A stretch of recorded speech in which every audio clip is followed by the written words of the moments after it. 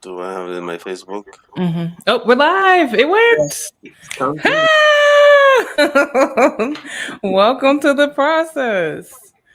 I can't believe it finally went through. We were having some technical difficulties with StreamYard, but we are now live, it looks like, at least on YouTube and Twitter.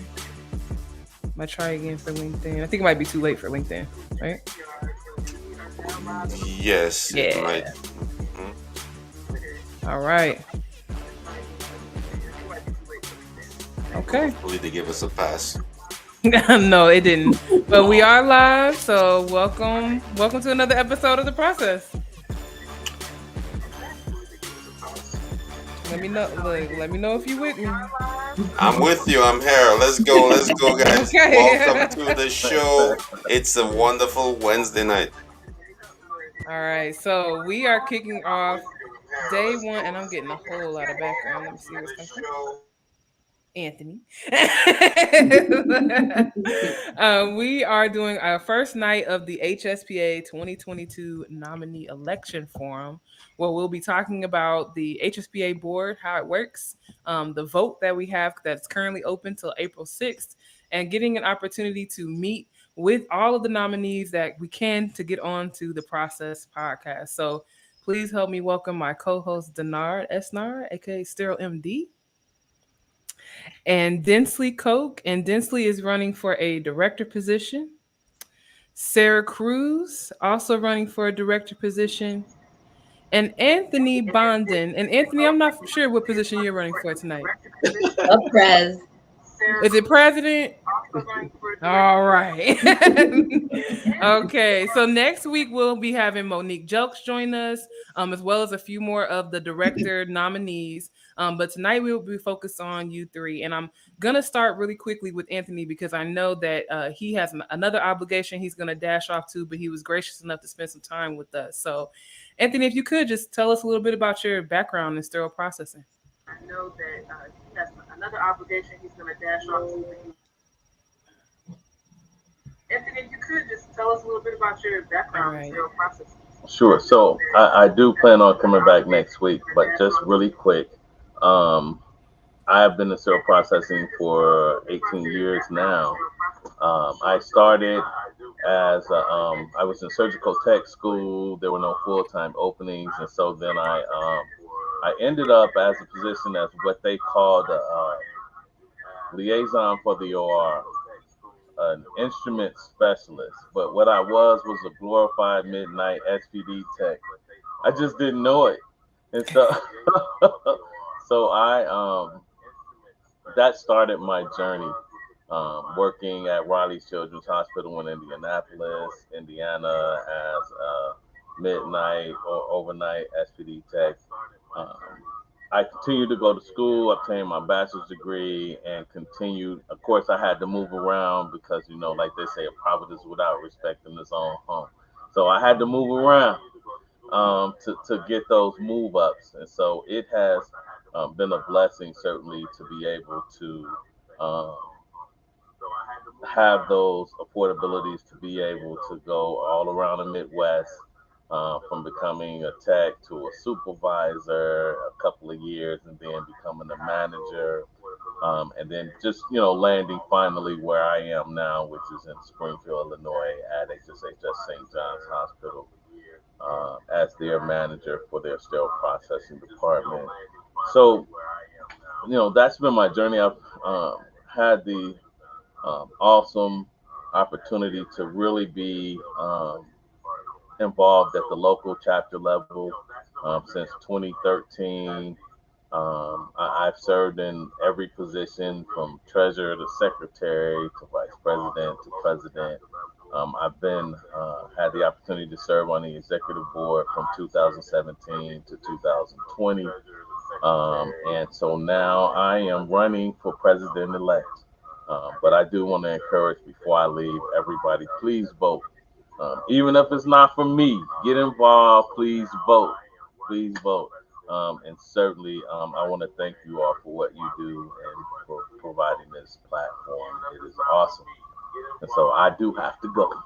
So I will be on next week for more questions. And thank you all. God bless you. Thank you. Have a good night, Anthony. Good night. All right.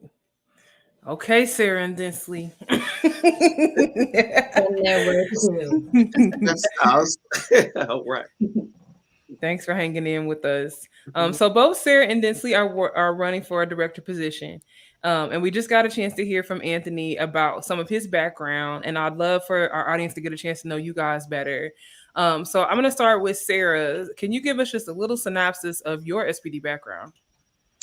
Sure. So I am Sarah B. Cruz, CSS nerd. I have a bunch of letters after my name, but it certainly just means that I'm all about sterile processing. And I had my first run-in with sterile processing when I was in veterinary medicine. And I didn't know it at the time, but I had enrolled at my local community college at the expense of my Nana, who paid for me to go. And she said, Sarah, you got to try something. And if this is it, let's just do it. And by the third class, I was in love.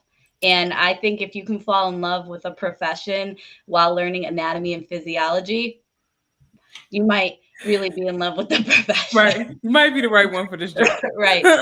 So after I achieved certification, I actually got my first job before I was certified, and a manager really took a chance on me.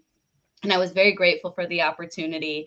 And I really tried to put the best foot forward, but I was constantly tripping over myself because my feet were too big. You know, it was writing checks I couldn't cash, dare I say. So I worked a lot with a mentor and professional development actions and really building out a strategy for the things that I wanted to achieve, aside from blaming it on everybody else around me on why I couldn't have them. So my sterile processing profession is full of moving from facilities, seeking opportunities. I've worked in at least 6 different sterile processing departments. I'm actively involved with the frontline technicians. I feel so honored to be the president of the HSPA Connecticut chapter of the HSPA. We just won medium chapter of the year. Congrats. And working amongst the team like that has been a great experience, and writing for various publications and speaking on public platforms such as this to really represent the frontline technician and bring the industry to the frontline and bridge that gap, be their liaison, dare I say. That's where I really sit in a crevice and offer professional development strategies, because I believe the sterile processing industry offers a great wealth of knowledge that only needs to be accessed.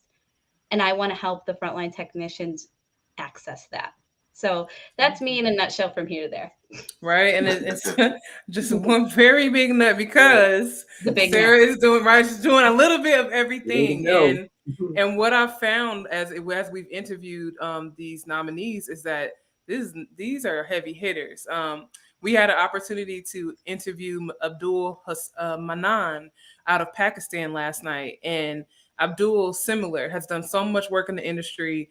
He actually put together a 2-year college program in his area, the first of its kind in Pakistan, and he's currently working on creating a 4-year degree. So, you know, I really want for the SPD, the Process Nation that's watching, to understand that these are not your everyday volunteers, okay? They're not just making sandwiches in the soup line. That's important.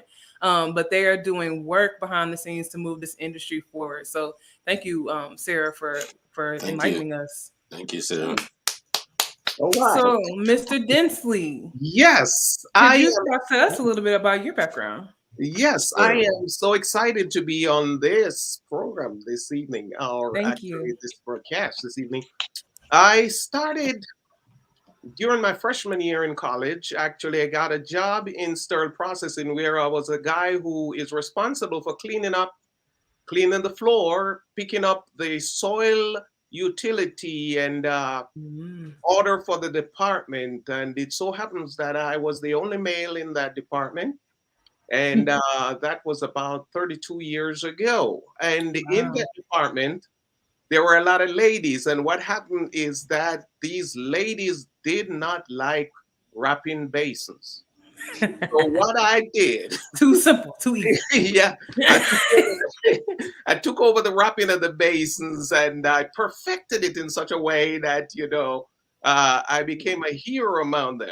they would offer me lunch to take the workload and so on. So while I was there, I was curious to see all of these equipment and everything that was going on there. And, I spoke to the supervisor. How do I become, a sterile processing tech? Because there and then there weren't much classes or programs available.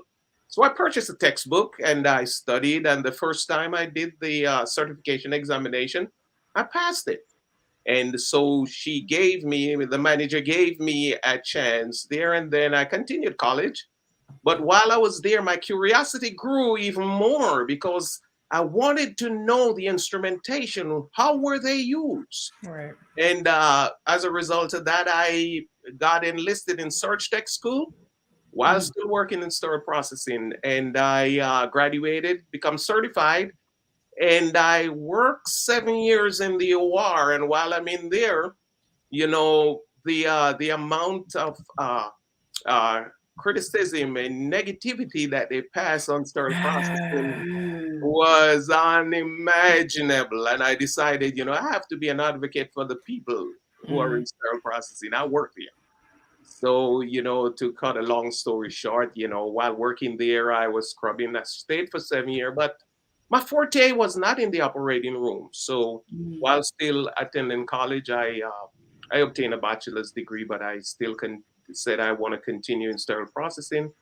And even though I had an intention that I wanted to, do nursing, the wait there and then was a long time. So I went into business and I studied while I was still there. But then to take it a little closer to where we are now, I have been participated in our organization since 2016, where I work as a subject matter expert. I also, I heard you mention also, I used to go to the college in the area here in Georgia where I am, to talk to the search techs about sterile processing. And it so happens that while I was there, going there, I get paid every semester. Nice. I had a conversation with the director of the Search Tech program and said, why not create a sterile processing program? I said, I can help you with it. And, I was told if I'm willing to help with the writing of the curriculum, I definitely would do it. Now we have been doing that for 6 years now. Wonderful. And we have just added a scope program to that.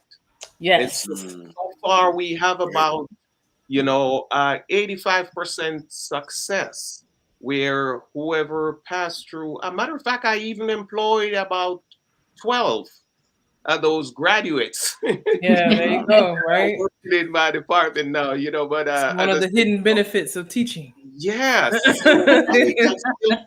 I still work as an adjunct at the college, and along with the sterile processing program, I also teach microbiology. I got my master's in business, but I still like the healthcare, and from a lead tech to a supervisor, and here I am. I'm a manager now, and I'm running for office because I'm excited about this industry. I think we can even make it greater than it is. 100%. You both are clearly doing that every day already. So Dansley, yes.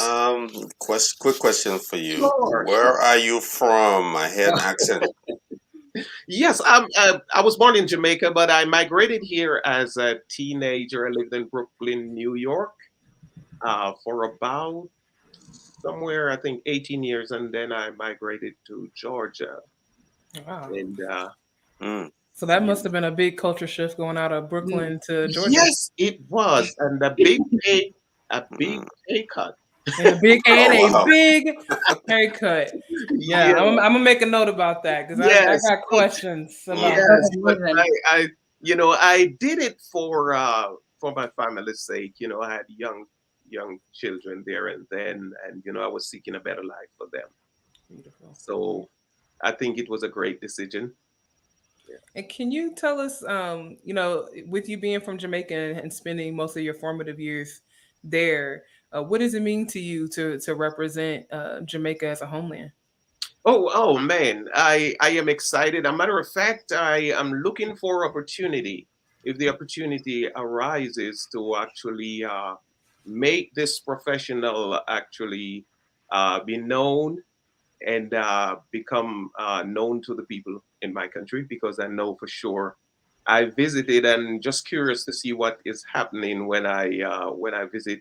I kind of look into the hospital, and then you bet, where am I going? I'm going to just see what's going on in sterile processing. So definitely, in any way that I can, it is my intention to really pass on, whether it's information or if I can help, whether material as far as textbooks and so on, for people who are really striving to provide this service. So Yes. it means a lot. Mm-hmm. Thank you for that. I appreciate Oh, that. I know. I think Denard spent a little. Was it your mission trip in Jamaica? Yes, I spent a little time in Jamaica. 2 weeks. We had a medical mission to help ladies suffering from gynecological issues, and it went well. We served about 15 ladies who could not afford to see a doctor, or some of those procedures were not done in Jamaica actually. So myself and three other surgeons went down, and we had one miss. I forgot her name. We came down. We interviewed about 23, but we only had a capacity of having surgical procedures on about 15. But if you want to know more about it, we could definitely partner up and see if we could go back and do some more education. Sure. Yes. Yeah, I'll definitely appreciate it if we could. Sounds great. Yes. And for our viewers, listen, if you want to hear a little bit more about that experience that Denard had, check out our past episode with Dr. Nicole Dugan on YouTube. Yes, Miss Dugan. Yes. Dr. Dugan. Yes, Dr. Nicole Dugan. Okay, so Sarah, can you tell us a little bit about where you're from and what it means to you to represent your background? Sure. I was born and raised in New Britain, Connecticut, hard hit in New Britain. It was once a city of manufacturing, and my grandfather worked in the steel mills and making sure that it was the hardware city. They all left, and we pretty much became a city that you either got on the highway or you just kept driving through. So we really started to feel the effects of a lackluster downtown. The city was bordering a lot of poverty issues. I myself grew up in a lower income family, living in Section 8, and watching my parents go from high middle class individuals to not. And remembering that moment of transition. And for me, I didn't really feel the sensation of it, but I remember the moments of it. I remember getting Christmas pictures, right? Like, remember Sears or JCPenney's and we go get Christmas pictures? Yes. That stopped. I remember when that stopped. And that was the moment that I realized I was becoming aware about the financial situation that my parents were in. And they worked so hard. My mother worked 3 jobs. If we were homesick from school, that just meant we went to one of her jobs. And so she worked at Fashion Bug. So that just meant we hung out in one of And my father, he took a job on a university campus, which underpaid him significantly, but he did it so that we could get the opportunity to attend university for a decreased tuition. So I consistently watched my parents put everybody else before them and really work inside that space. So when I became older, I think a lot of the times when we're younger, we look at this idea that, I can't wait to get out. I can't wait to get out, right? So I got out, but I didn't go very far because I definitely moved back home because I did not land on my feet right away. But I remember watching my parents work diligently and passing that on to me. And my grandfather, son, he was a firstborn of an immigrant from Portugal, and my Nana was an immigrant from Ireland that settled in the Bronx. So I feel you with, you know, the Queens and everything. So both sides were firstborn of immigrants, and watching that struggle and then work hard, and that type of work ethic really helped instill a type of work ethic in me where the drive was real. And it wasn't necessarily about the drive, it was always about the reason behind the drive and being able to articulate that. My mom always told me that if you aren't moving with purpose, you're just running real fast.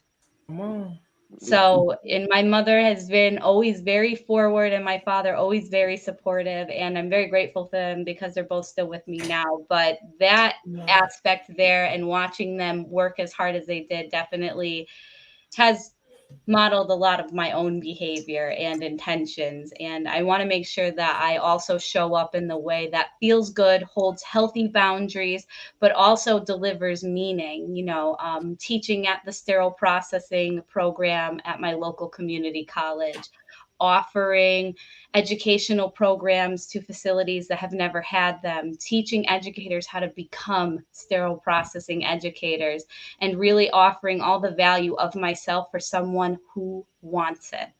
And it's a very proud moment that I'm very grateful for them for. And, you know, you get a lot of those times where you're like, oh, I wish I could redo this. I don't wish I could redo any single part of my life, because that means if it didn't get me here today, sitting with Sensley, Dee, and Alessandra, I don't want it. I will do it all over again if that means that I get to be right here, right now. So it's always a really good feeling. Great.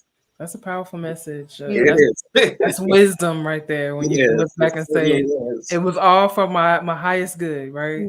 The ups and the downs. Now, listen, I don't ever want to be 21 again. I'm good with that. Like, I'm like in my 30s very much. So much improved. So let's shift gears into the board itself. I know both of you have worked outside of your jobs with HSPA, but I'd like to hear from you. What is your understanding of what your board director or your board director seats, how that would function? What do you expect that you're going to be doing? And I'll start with you, Densley. Yes, first it's to carry out the mission and the vision of the organization. I believe with working as a group, it is to actually work together for the common good of the organization and what it stands for. And just to touch on one, for example, professionalism is for us to work with the group to really get that professional recognition that we really deserve. And, you know, that is something that I preach daily. You know, just to put it in perspective, let people know who we are, our job, what our job represents. And that is something that I actually do in the department. What I did, you know, if you walk into the department that I manage now, as you enter through the door, as you come to the door, and you look on the wall, I do have a board that says surgery starts here. And, you know, that's what I want everyone to realize, that this profession, you know, is not just something that came about. Someone one day, you know, said, oh, you guys are dishwashers. And I said, okay, come and let's sit down and talk for a little while.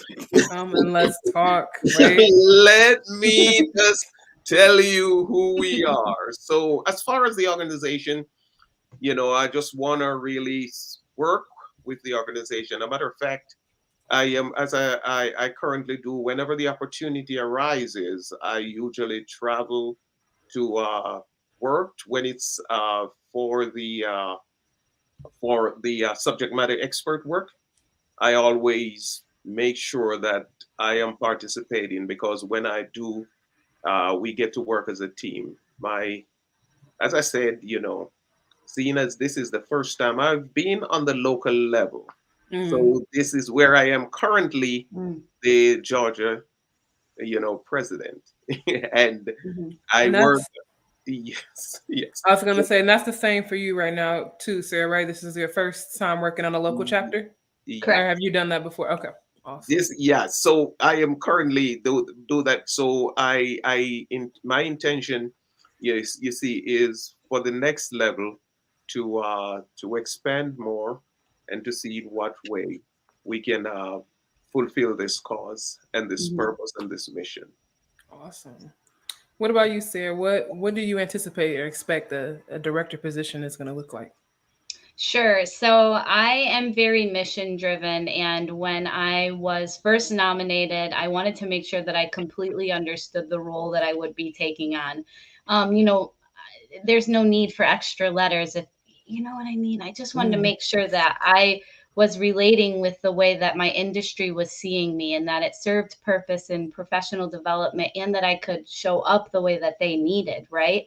So when I learned about the HSPA's director's role in not just providing quality education, but bringing awareness to the type of opportunities that the HSPA offers, that hit home with me. Yeah. Because I personally felt an explosion in my professional development when I started to incorporate HSPA opportunities that were readily available to me, but I did not know how to go about navigating them, achieving them, or even attaining them.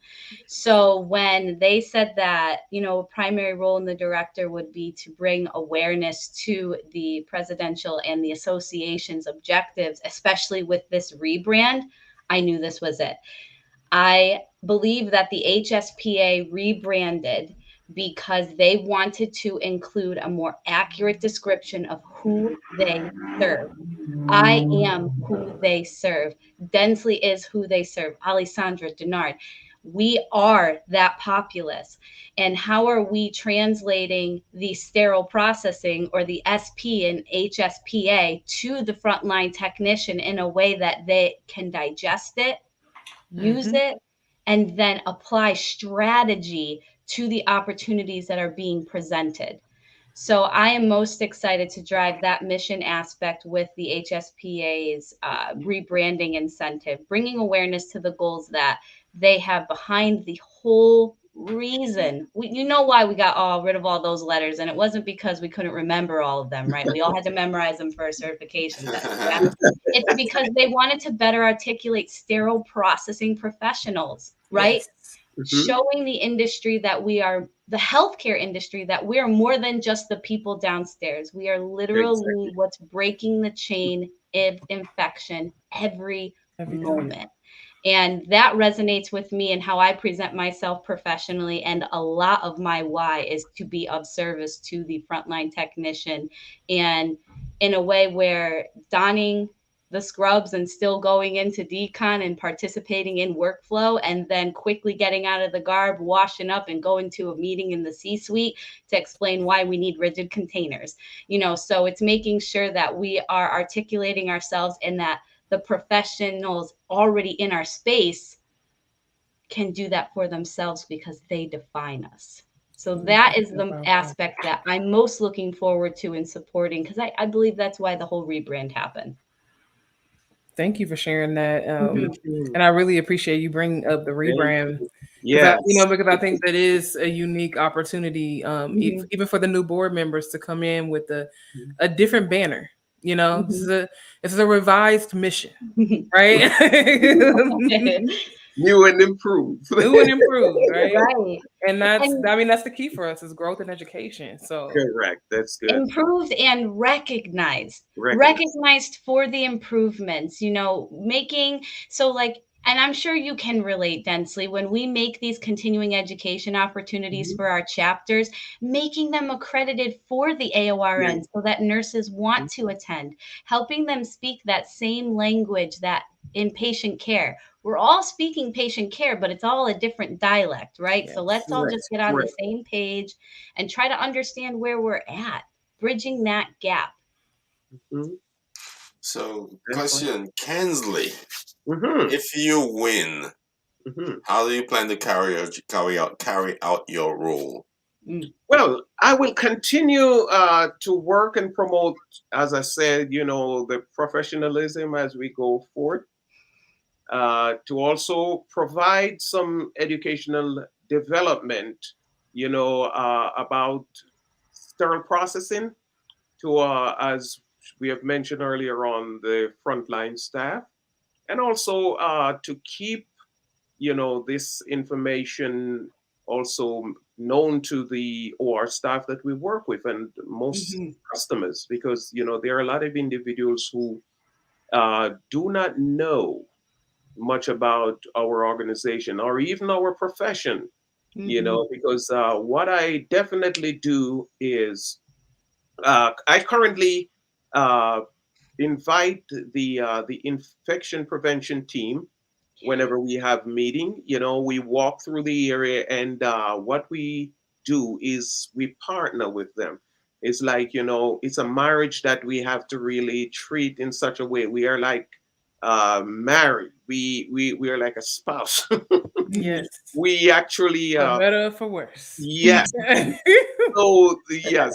So as I've mentioned earlier on, and just to back on some of the thing that Sarah had said, making known the mission and the reason why the name has been rebranded. It's to let others know that we are a professional organization.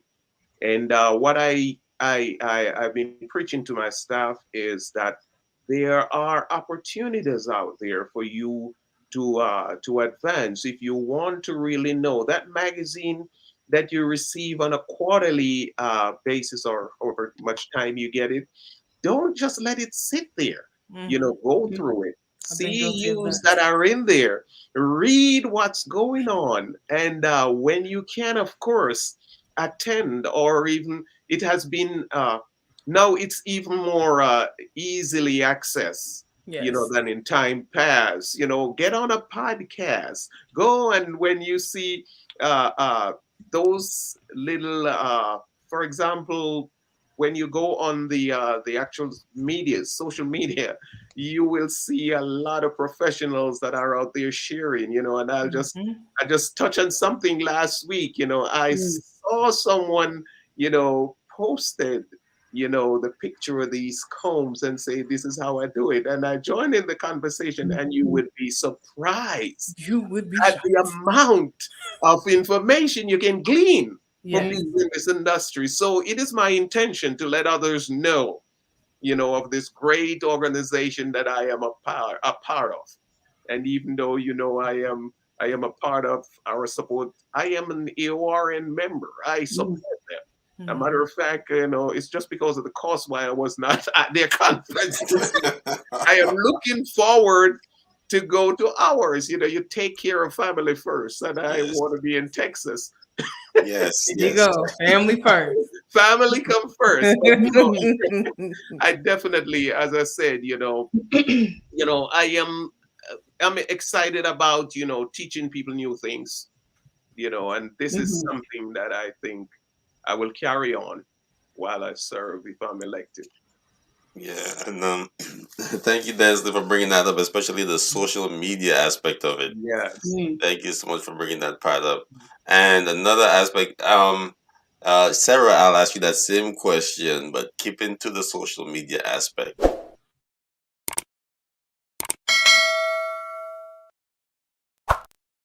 So, guys. Nice segue.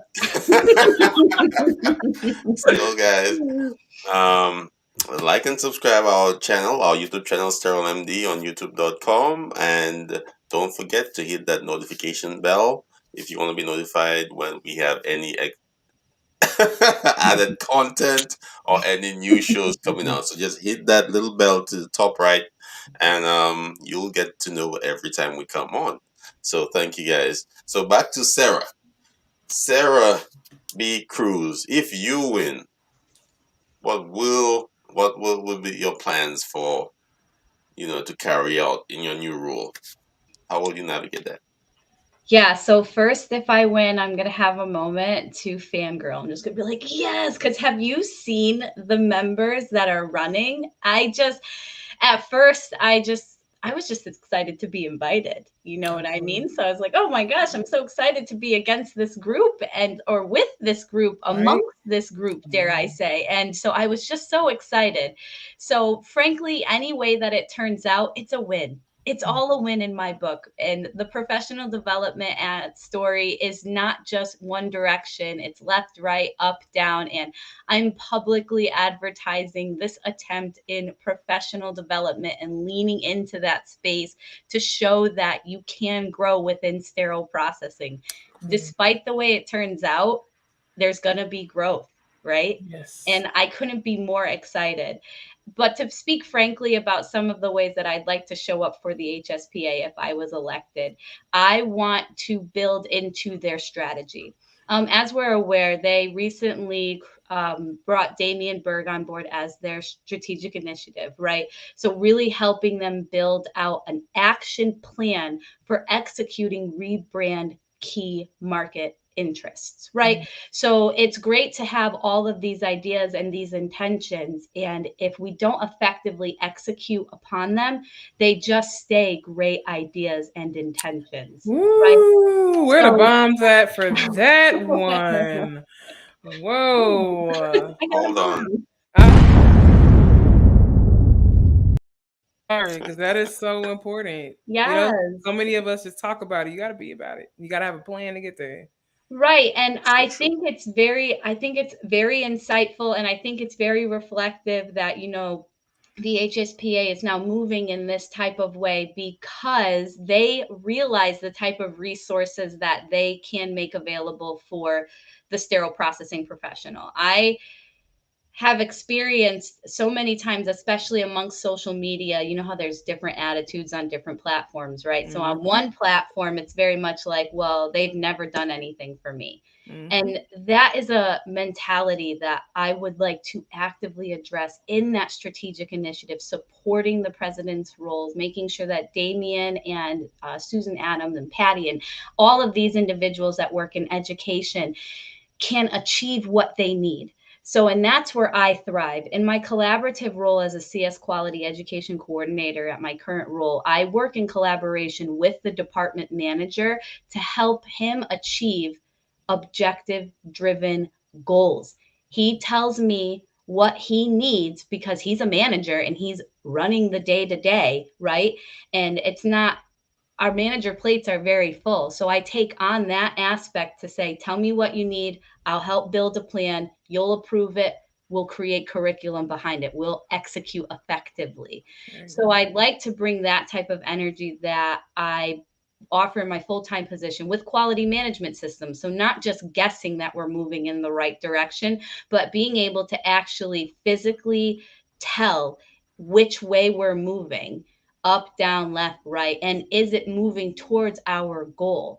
And I'm not saying that that's not already happening, but making this information available, especially on this social media type of platform, can be so pivotal to re-engaging burnt out, frustrated, stagnant sterile processing technicians. And I'd like to offer that because I've seen the effects of clear quality management systems and objective-driven goals, taking a department that had gone through significant leadership change and really nailing down over 100 standard works in 1 year and driving down bioburden and patient care issues. It can be done. It can be done. I've seen it.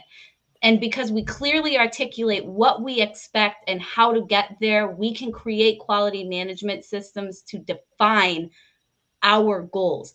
What is common sense? It's a limiting belief. There's no such thing as common sense. No such thing. And I stand behind that statement. Anything that's common to someone had to be taught to them at one point in time. And I have never met the sterile processing tech that just knew how to incubate a biological. Right, that just woke up like this. I know all about Geobacillus stereomyopathy. Like, just not. No, you did not. Okay. So, and I think we can have this, and I think the HSPA already does that, and really just pushing and driving in that way to help demonstrate the whole purpose of the rebrand is. I am very excited about that opportunity. Thank you for that. I think we are, and I think it's something you said earlier too, is that regardless of whether you win or not, we all get to participate in that rebrand experience. As long as we're a part of HSPA, we represent. And I love you and Densely. I think even Anthony quoted mothers and grandmothers tonight. And my grandmother used to say, when you step outside, you represent the family. Right. And so I agree with you. Looking over the HSPA list of the folks that are running for president, for secretary, and for director, I was extremely impressed. And I'm excited to do these two nights of interviews, strictly because how are we going to split hairs? How are we going to do this when you guys are already, like, that's the point of your nomination, right? You're already so active in the field. And accomplished. Right. And I think, honestly, can we take a second to show how the rebrand is already working effectively? We are talking about campaigning right now. Yes. This was something that was not previously permitted. No. So we are on this wave that social media is tangible. Virtual conferences are as good as in-person conferences. In-person conferences offer a certain amount of networking that you can't achieve virtually. Right. It's not in competition anymore. It's in benefit to one another. Thank you. There's room for everyone at the table. Everything. It is symbiotic now. I had an opportunity to work or to be on a panel with Knowledge Nonsense last night. And one of the panelists is at ARN right now. And she talked about how explosive that is. That they finally get to all be in the same room together. And I know it's going to be the same for HSPA. We had to cancel a couple of times, so this is going to be the first time that we all get to go back in the building together. And there's something special about that. You can't get virtual. However, virtual has opened up a floodgate of opportunity for education, to establish presence, to make new businesses, and to really have an impact right from where you are. And to have an impact on the professionals that were already can we shout out all the Facebook groups right now? Like, despite the mentality that may or may not be happening, like, sterile processing memes has seriously been around for like 6 years. Right. Like, sterile. And I remember when I made the pre-treat CSS TikTok, and I thought it was great. I thought it was amazing. And then I go on there, and there's already sterile processing professionals. There you go. Right. Already there. Listen, I'm hoping that their phone is in a peel pouch or something if they're in decon. Woo, honey. But I'm just saying, like, sterile processing on social media has been there. It's been carved out. So as we start to move into these spaces as an organization, as a representative, to ask our professionals to reassess, reapply, and remove into a direction that serves them professionally, we've got some ground to make up. Powerful. Yeah, it's a lot of uncharted territory, especially with the social media aspect. So we are glad to participate in helping you guys share your voices in a different way, a new platform, but basically helping you connect with the members of HSPA, so that you could bring your message out there. Right. And a secret message here. I have never met these two in person before. Yet. We haven't met. I mean, Alessandra has my phone number, so like we talk about music and everything like that. You know what I mean? I've never met these people in person, so shout out to social media. I mean, honestly, Denard and I, we started on social media. Denard started the show. We were living in 2 different states, got connected by somebody totally different. And we worked on this show for darn near 6 months before we ever met in person. So, anything that you want to do right now, really, the world is your oyster. But I think, what we're also lucky about is that the people that are taking the time to step out, like the people that are in our comments tonight, the Tiffany Darvilles, Arlene, Veronica, these are people that live it and eat it and sleep it and breathe it all day anyway, right? So I would prefer to have the Sarahs, the Densleys, the Anthonys in the social media spaces answering questions and really making sure that knowledge is solid, right? Because just because we all can talk to each other doesn't mean we all should hear what we have to say. Right. So, if you're telling me to put that indicator in a place it's not supposed to be, thank God that there's folks like you guys that are here and willing to fill that gap. And I agree. And let's recognize the courageous conversation that's happening on the individual that's giving an answer that may not be correct. So let's look at that space there.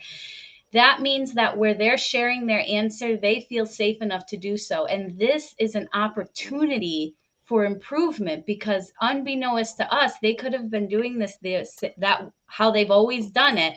And because they felt confident enough and safe enough to share it, we can now improve upon it. If we're not speaking and hearing how our voice sounds, we can't begin to articulate it to have a singular message of professionalism, right? Yes. So making sure that we, even though it's frustrating when some people, some individuals mention inaccurate information, before we react, let's respond to the fact that this is an opportunity for the sterile processing industry to grow, right? Absolutely. True. Mm-hmm. Absolutely, I agree. Thank you for that. And don't kill a person because their photo shoot the message.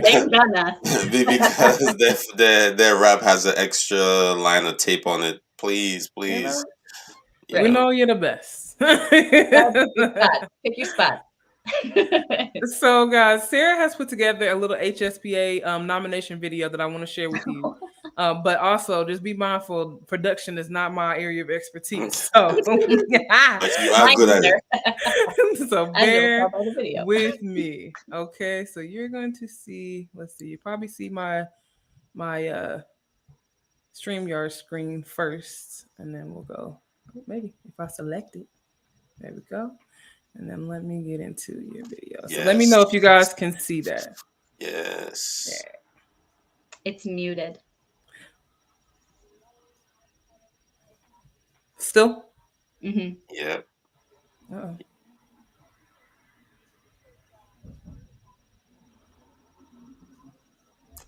See? Yeah, y'all take it out, bring it back. See? She ain't production. She tried to tell y'all. I let's recognize honesty. Let's she's not production. She's good learning. Integrity. I see you. That's okay. I'm gonna try again next time. We got it. We will get it posted for you. But it will be posted tomorrow live on Sarah's LinkedIn page, which I did drop that link. Definitely head over and check out all the profiles for the nominees tonight. Also, HSPA has a wonderful handout on the website that will walk you through a little bit of everybody's background, where they're coming from, all the certifications and degrees that they have to help you make a decision as you get ready to cast your vote by 4/6/2022. Mm-hmm. Okay. All right. So I don't want to keep us long, but I do, especially since Densley is back with us. Welcome back, sir. Yes. I have one more question I want to ask you guys, because nobody's self-made, right? We're talking about putting together education for the industry, which means we're impacting people left and right, whether we get to meet them or not. And I'd like to know for you guys a hero that truly impacted you. So Sarah, why don't I start with you and give Densley a little time to catch up?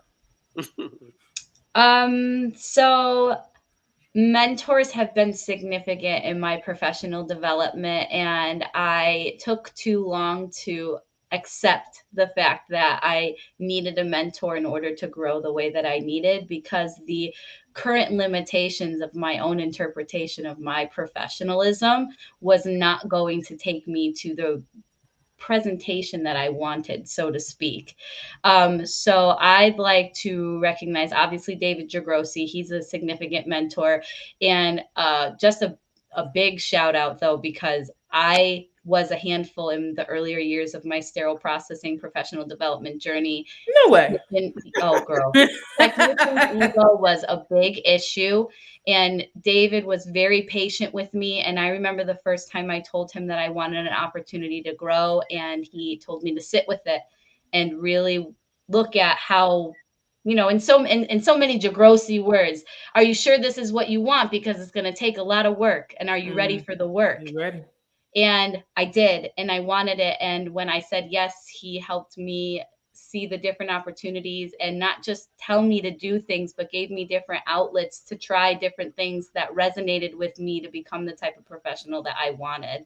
you know, and I've had multiple mentors, colleagues in my space, sponsors that I'm watching grow with me into the professionals that they want to become, are so vital to my own growth. So big shout out to Becca Kinney, Lindsay Brown. Oh, Lindsay Brown. And let's just be honest, all of the Beyond Clean team, they hold it down for the sterile processing professional, and they make themselves very available for individuals looking to ask questions about different aspects. And Julie Williamson at the HSPA Process Magazine, who gave this girl a shot about writing about a day in the sterile processing department, you know, as my first article, and now I'm a columnist. And so no one's self-made. Everybody's gotten here somewhere. And if you're in this alone, you don't have to be. Much respect for how far you've gotten on your own, but there's a lot of room at the table, and there's so many people that want to help. Man, changing up my crew last year changed my life. Sure did. You know, so having spaces like the Process of Knowledge and Nonsense, the Clubhouse that opened up, each conversation just can't continue to mold. We had new partners that came out, you know, people sharing new skills you never knew they had, and it changed the trajectory of my career. Oh, and then last second, Sharon Combs. Come on. This phenomenal female made such a good space for me to hear the way that I speak, not just about myself, but myself in my own professional development, that I truly believe that the perceptions that I have on myself now have grown leaps and bounds with the short time I've known her. So I would be remiss without mentioning her. Thank you so much for sharing that, because I think that is so important. That's what our mentors help us do. They help us shape new labels and new titles for ourselves and really grow and expand into roles that we previously might not have, you know, felt we could really handle. But here you guys are now nominated for these board seats, and we know that there's nothing that we could put on your plate that you guys can't handle. Right? Big plates. I will try to share that video. To take over production. No. I'm trying. That's that stay in your lane flavor right there, y'all. No. That's not what it is at all. That's not it. No. That's not it? No, but shout out to that. No. Well, I let it play, right? Let it write it out.